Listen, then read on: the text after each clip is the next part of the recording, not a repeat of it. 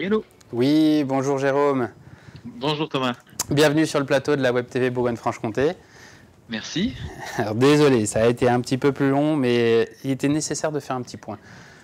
Oui, j'imagine, ces périodes de crise, c'est toujours important de diffuser des informations en cohérence, c'est sûr. Ben oui, et puis surtout qu'en ce moment, on essaie de nous presser pour pouvoir reprendre, etc. Moi, le premier en tant que chef d'entreprise, mais il y a des informations qui sont quand même assez disproportionnées par rapport à la réalité sanitaire. Oui, oui, oui, c'est sûr. Et puis, la soudaineté de la crise a fait aussi que il fallait que tout le monde se mette en ordre de marche. Et aujourd'hui, c'est le cas, mais il a fallu effectivement changer les habitudes. Et toi, par exemple, en tant que directeur territorial du 71, comment tu fais pour pouvoir gérer ces informations qui, bah, t'es pas médecin, t'es pas préfet, t'es pas chef d'entreprise, enfin, comment tu fais pour pouvoir gérer ça? Alors justement, nous, on reste évidemment bien dans notre champ de compétences, hein, donc les chambres de métiers s'intéressent évidemment au développement économique, à l'aménagement du territoire et en particulier pour les artisans.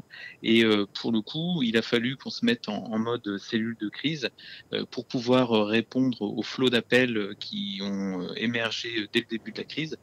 Et pour cela, on a mis en place cette cellule donc avec des agents qui étaient spécialement dédiés à répondre aux appels des artisans, soit en direct, soit à travers notre plateforme numérique régionale, qui a un click to call qui permet aux artisans d'être appelés dans les 24 heures selon les délégations dans lesquelles ils se trouvent. Et la peur par rapport à tes agents, comment tu l'as gérée? Là, les agents sont en télétravail, donc là aussi, on peut saluer l'effort qui a été réalisé par les agents de se mettre en télétravail en quelques heures seulement, hein, puisque Ils y étaient l'ordre a préparés été à l'avance? comme comme tout le personnel en France, hein, ça a été un événement assez unique. On a fait en sorte de s'organiser au plus vite. Là encore, en une matinée, tout était réglé avec la possibilité de faire du télétravail pour tous les agents et puis avec les outils qui vont bien. Donc évidemment, tout ce qui est informatique, mais aussi donner de façon sécurisée parce que c'était la principale préoccupation, hein, de pouvoir continuer à travailler avec des échanges de données sécurisés et puis avec les meilleures conditions possibles. Et par rapport à la RGPD, par rapport en fait toutes les conditions de sécurité qu'en temps normal on nous bassinait, etc. en disant non c'est pas possible, vous pouvez pas utiliser ces outils-là, etc. Est-ce que ça vous empêche d'assurer la continuité des charges administratives pour pouvoir Alors, enseigner les dossiers? Alors non, non, on peut continuer à travailler donc avec ce mode télétravail, avec quelques outils informatiques qu'on a dû mettre en place évidemment. Mais justement, c'est là où l'effort est exceptionnel, c'est qu'on a pu continuer le service aux artisans de façon continue, malgré la crise, malgré le télétravail, même si on ne fait plus d'accueil physique, bien évidemment, mais on a pu se mettre avec le standard, l'accueil téléphonique et puis les outils informatiques à avoir une continuité de service exceptionnelle par rapport à la crise. Donc que ce soit pour le courrier qu'on reçoit, les formalités administratives, mais aussi simplement les besoins des artisans par rapport à cette crise, et ils sont nombreux. On a des questions qui relèvent à la fois de la réglementation, mais aussi de l'activité en tant que telle, de l'emploi aussi. Voilà, à la volée, les quelques exemples qui nous viennent aujourd'hui depuis le 16 mars maintenant. Et en fonction des secteurs, donc chez vous, vous avez le secteur du bâtiment à plus de 40%, le secteur des services à plus de 30%, le secteur de la production qui représente 18% et de l'alimentation de 10%. Est-ce que ces quatre secteurs-là ont des problématiques différentes? Est-ce qu'elles ont des solutions identiques? Alors, c'est vrai que la délégation Saône-et-Loire fait partie de l'ensemble Bourgogne-Franche-Comté, hein, faut bien le rappeler, dans cette OCMAR qui est née au 1er janvier et Une qui quoi? rassemble la Chambre de métiers d'artisanat régionale, hein, donc c'est sur toute la Et tu Bourgogne-Franche-Comté. appelles ça une NOCMAR? La CMAR, hein, c'est ACMAR. l'acronyme. Ah Oui, d'accord. non, la CMAR, c'est ACMAR. Ah l'acronyme. oui, pardon. Ah d'accord, Voilà, ok. voilà. et qui rassemble donc 55 700 entreprises donc sur toute la Bourgogne-Franche-Comté. Et pour ce qui concerne la Saône-et-Loire, c'est 10 600 entreprises. Hein. Et pour répondre à la question, donc, il est vrai que la crise a fait que les problématiques se sont généralisées sur ce que je viens de détailler, hein, sur les aspects financiers, sur le fonds de solidarité, sur les aides aux entreprises, sur l'activité, hein, savoir si les chantiers devaient fermer, par exemple, savoir si l'emploi était possible dans le chômage partiel ou simplement pour pouvoir ouvrir ou si les entreprises étaient concernées par les fermetures.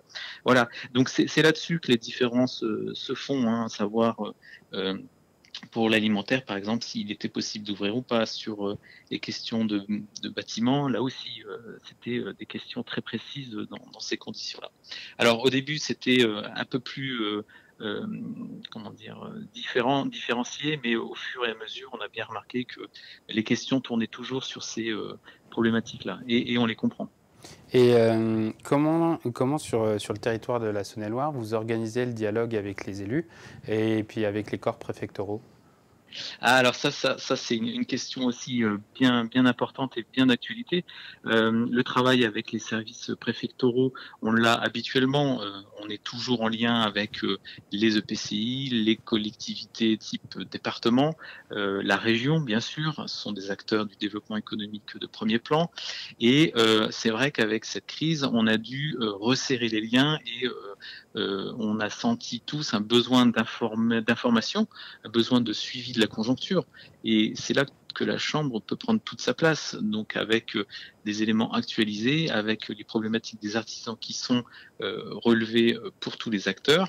Et pour répondre à la deuxième partie de la question, pour les EPCI, l'actualité faisant que les élections municipales se sont déroulées pendant la crise, on a une relance forte qui est entre la Chambre de métier et les EPCI en ce moment. Donc les nouveaux exécutifs sont plus ou moins mis en place. En tout cas, on est dans la continuité des anciennes équipes, hein, Mhm. puisqu'ils n'ont pas pu se mettre en place légalement. Mais on anticipe la fin de la crise et avec le rebond qui est attendu par tous. Donc les collectivités locales sont des acteurs de premier plan avec lesquels on souhaite travailler davantage. Et est-ce que vous arrivez à retransmettre les inquiétudes des entreprises auprès des élus et que les élus trouvent des solutions avec les entreprises et réadapter un petit peu les process?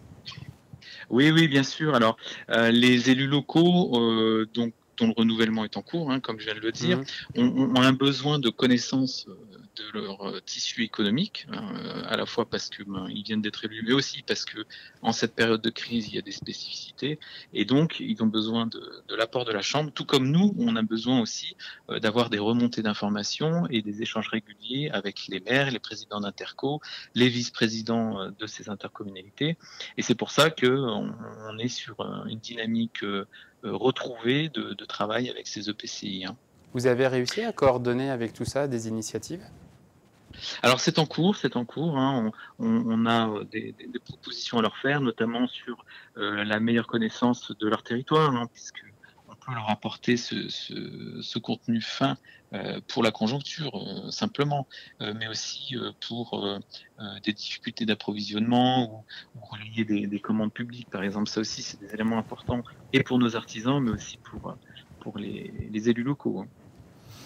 La commande publique, justement, on va en reparler après. C'est un vaste sujet. Et d'ailleurs, ça peut être une solution pour les artisans, la commande publique, pour sortir de la Ouais. crise. Oui, oui, oui, tout à fait. Alors, comme vous le disiez tout à l'heure, il est important que l'économie puisse reprendre dans les meilleures conditions. La commande publique, c'est un élément important, hein, évidemment, surtout dans ces périodes de crise. Les acteurs publics ont un rôle majeur dans ces conditions-là, effectivement. Et pour nous, Chambre, c'est aussi important de relayer des initiatives, les marchés publics qui existent. Je pense par exemple là sur les rénovations de copropriété, par exemple sur les différentes villes de Saône-et-Loire et notamment sur Châlons. Donc ça, c'est des éléments d'information pour les artisans qui sont très très importants. D'accord. Eh ben, je crois qu'on a fait... Ah, si! Il y a une petite initiative qui manque pas d'intérêt, c'est celle qui est menée à Givry, et avec les taxis David. Est-ce que tu pourrais nous en dire un peu plus?